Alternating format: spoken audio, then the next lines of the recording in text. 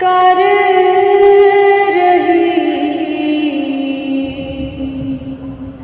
कदिया कर तेरा। हाँ जी दोस्तों, welcome back to Singh blogs again. मैं ਤੁਹਾਡਾ ਦੋਸਤ ਦਵਿੰਦਰ ਸਿੰਘ। ਦੋਸਤੋ, ਅੱਜ ਬਾਬਾ ਜੀ ਨੇ ਇੰਦੌਰ ਵਿੱਚ ਸਤਸੰਗ ਕੀਤਾ। ਬਾਣੀ ਲਈ ਸੀ धुन सुनकर मन समझाई, जो कि स्वामी जी महाराज जी की बाणी है। सत्संग करीब 1 घंटे तक हुआ और संगत काफ़ी पहुंच गई थी। माहौल बहुत अच्छा बना हुआ था, हर बार की तरह। बाणी श्री हजूर स्वामी जी महाराज महिमा शब्द स्वरूप सतगुरु की वचन 9वां शब्द 9वां। धुन सुन कर मन समझाई,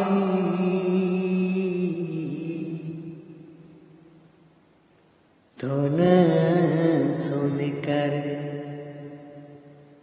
मन समझाई।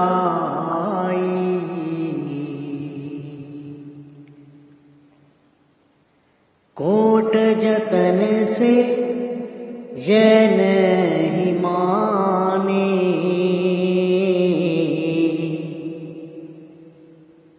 धुन सुन कर मन समझाई।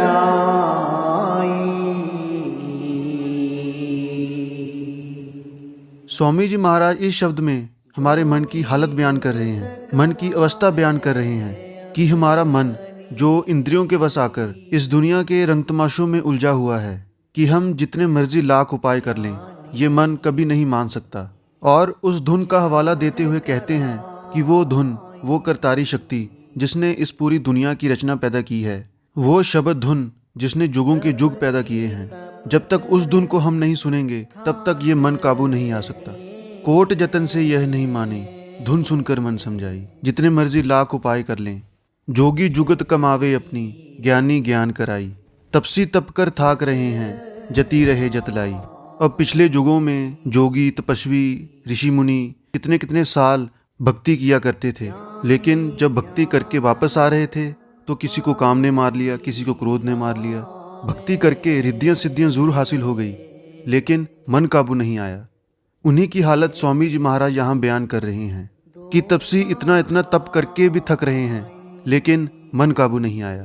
और आगे जो तुक स्वामी जी महाराज बयान कर रहे हैं वो हम सत्संगियों के लिए बहुत जरूरी है। ध्यानी ध्यान मानसी लावे, वह भी धोखा खाई। कि जो ध्यान करने वाला वो भी धोखा खा जाता है। जब मन अपना नाच नचाता है तो एक ध्यानी भी धोखा खा जाता है, क्योंकि मन एक बहुत बड़ी शक्ति है, ये भ्रम की अंश है। इससे कोई विरला ही बच सका है। आगे कहते हैं, पंडित पढ़ पढ़ वेद बखाने, विद्या बल सब जाई।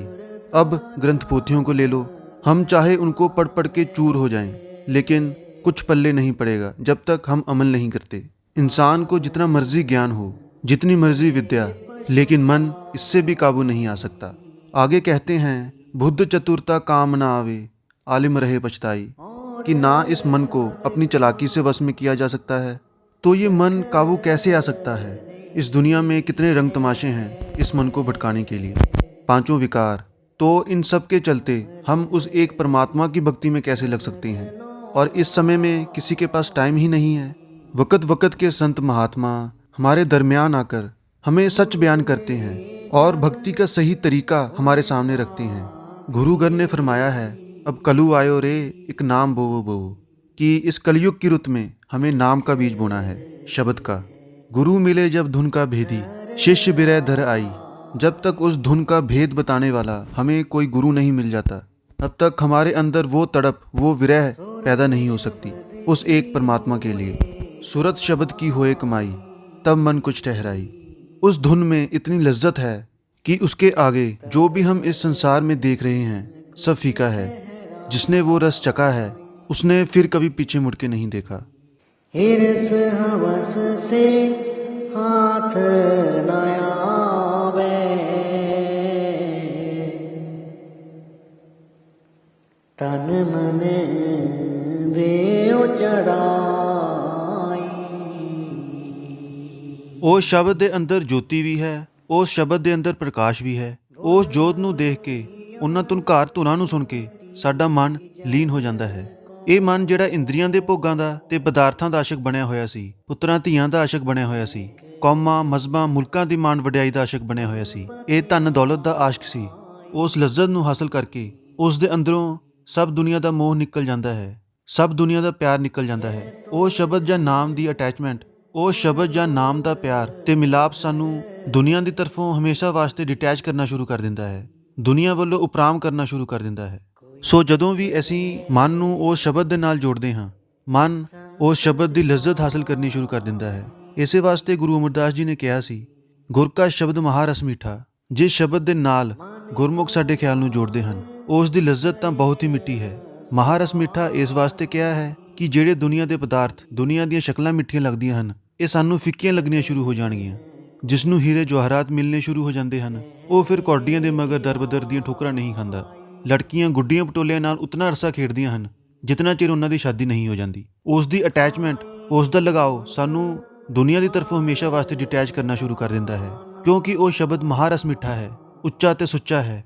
ਜਦ ਸ਼ਬਦ ਨੂੰ ਪਕੜ ਕੇ ਸਾਡਾ ਮਨ ਬ੍ਰਹਮ ਤ੍ਰਿਕੁਟੀ ਆਪਣੇ ਟਿਕਾਣੇ ਤੇ ਪਹੁੰਚ ਜਾਂਦਾ ਹੈ, ਆਤਮਾ ਉਸ ਦੇ ਪੰਜੇ ਤੋਂ ਆਜ਼ਾਦ ਹੋ ਜਾਂਦੀ ਹੈ, ਰੂਹ ਤੇ ਮਨ ਦੀ ਗੱਠ ਖੁੱਲ ਜਾਂਦੀ ਹੈ। ਅਸੀਂ ਆਪਣੇ ਆਪ ਨੂੰ ਪਹਿਚਾਨਣ ਦੇ ਕਾਬਲ ਹੋ ਜਾਂਦੇ ਹਾਂ, ਵਾਪਸ ਜਾ ਕੇ ਉਸ ਪਰਮਾਤਮਾ ਨੂੰ ਪਹਿਚਾਨਣ ਦੇ ਕਾਬਲ ਹੋ ਜਾਂਦੇ ਹਾਂ। ਇਸ ਸਟੇਜ ਤੇ ਆ ਕੇ, ਇਸ ਅਵਸਥਾ ਵਿੱਚ ਪਹੁੰਚ ਕੇ ਸਾਡੇ ਸਾਰੇ ਕਰਮਾਂ ਦਾ ਹਿਸਾਬ ਕਿਤਾਬ ਖਤਮ ਹੋ ਜਾਂਦਾ ਹੈ। ਇਹ ਜਿਹੜੇ ਕਰਮ ਸੀ, ਇਹਨਾਂ ਦਾ ਤਾਲੁਕ ਸਾਡੇ ਮਨ ਦੇ ਨਾਲ ਸੀ ਔਰ ਆਤਮਾ ਮਨ ਦੇ ਤਾਬੇ ਸੀ। ਇਸ ਕਰਕੇ ਅਸੀਂ ਇਸ 84 ਦੇ ਜੇਲਖਾਨੇ ਵਿੱਚ ਫਸੇ ਹੋਏ ਸੀ। ਮਨ ਨੂੰ ਇੰਦਰੀਆਂ ਕਾਬੂ ਕਰੀ ਬੈਠੀਆਂ ਸੀ, ਮਨ ਸਾਡੀ ਆਤਮਾ ਨੂੰ ਕਾਬੂ ਕਰੀ ਬੈਠਾ ਸੀ। ਹੁਣ ਅਸੀਂ ਸ਼ਬਦ ਦੀ ਕਮਾਈ ਕਰਕੇ ਸਾਰਾ ਪ੍ਰੋਸੈਸ ਹੀ ਰਿਵਰਸ ਕਰ ਲਿਆ, ਸਾਰਾ ਸਿਲਸਿਲਾ ਉਲਟਾ ਲਿਆ। ਹੁਣ ਸਾਡੀ ਆਤਮਾ ਮਨ ਤੇ ਕਾਬੂ ਪਾ ਲੈਂਦੀ ਹੈ, ਮਨ ਅੱਗੇ ਇੰਦਰੀਆਂ ਤੇ ਕਾਬੂ ਪਾ ਲੈਂਦਾ ਹੈ। ਇਸ ਵਾਸਤੇ ਜਿਤਨੇ ਵੀ ਕਰਮ ਹਨ ਜਿਹੜੇ ਸਾਨੂੰ ਬਾਰ-ਬਾਰ ਦੇਹ ਦੀਆਂ ਬੰਦਰਾਂ ਦੀ ਤਰਫ ਖਿੱਚ ਕੇ ਲਿਆਉਂਦੇ ਸੀ, ਇਹ ਸਾਰੇ ਕਰਮ ਇਨਇਫੈਕਟਿਵ ਹੋ ਜਾਂਦੇ ਹਨ, ਕਹਿ ਲਓ ਸੜ ਜਾਂਦੇ ਹਨ, ਕਹਿ ਲਓ ਖਤਮ ਹੋ ਜਾਂਦੇ ਹਨ। ਸਾਡੀ ਆਤਮਾ ਨੂੰ ਹੇਠਾਂ ਖਿੱਚ ਕੇ ਲਿਆ ਨਹੀਂ ਸਕਦੇ।